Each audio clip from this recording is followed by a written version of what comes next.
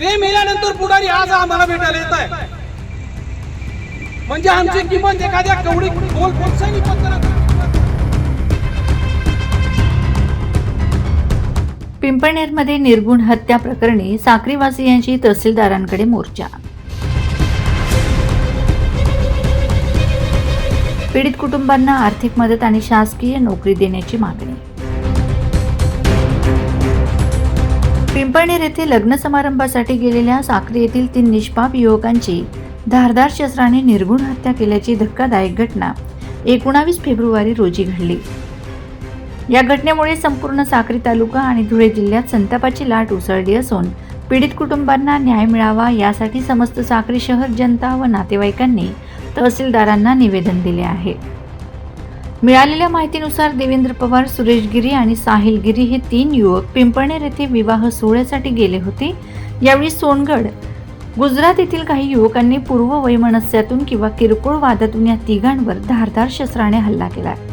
या हल्ल्यात तिघांचाही जागीच मृत्यू झाला. विशेष म्हणजे देवेंद्र पवार याचा या वादाशी कोणताही थेट संबंध नसतानाही त्याला आपला जीव गमवावा लागल्याने हळहळ व्यक्त होत आहे.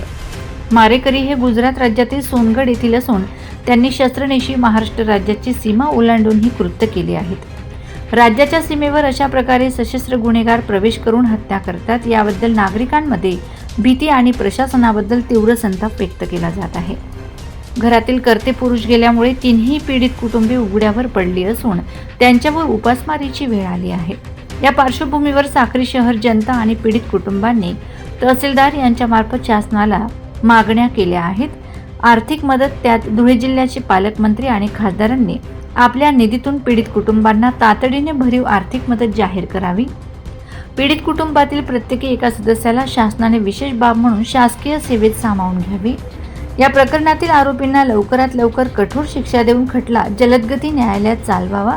या निवेदनावर समस्त साक्री शहर जनता आणि पीडित कुटुंबियांच्या सह्या असून प्रशासनाने यावर त्वरित दखल न घेतल्यास तीव्र आंदोलनाचा इशाराही देण्यात आलाय.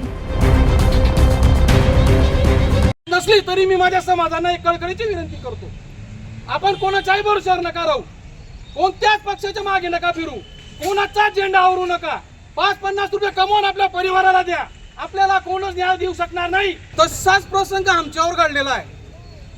आमच्या परिवारातल्या सदस्याची निर्गुण हत्या झालेली आहे, तर आम्ही न्याय कोणाकडे मागणार? आम्हाला न्याय देणार कोण? आमचा वाली कोण आहे? आमचा वाली राजकारणात आता कोणच नाही. आम्हाला वाली प्रशासनही नाही. फक्त आम्ही 500-500 रुपये मतदान करून सनी त्यांना आमच्या डोक्यावर बसवतो आणि उद्या उठून आमची हत्या जरी झाली ते आमच्याकडे कधीच बघायला येणार नाही. अशी परिस्थिती या प्रशासनाने या सर्व लोकांची करून ठेवली. जे तरुण पोरगे होते, त्यांचे जे बायका होते, त्यांना काहीतरी शासनाकडून न्याय मिळावा आणि ज्या लोकांनी क्रूर करून या लोकांची हत्या केलेली आहे त्या लोकांना फाशीची शिक्षा व्हावा. परंतु हे बी गवाही करतो मीडियाच्या माध्यमाने, जर त्या लोकांना शिक्षा नाही झाली आणि ते लोक सुटून आले तर परत बरेचसे मर्डर करणारे, का की त्यांच्या डोळ्यात पूर्णपणे रक्त आहे. मारताना तिथं लाईव्ह मी होतो साहेब. Bureau report, Navapur express news, Sakri.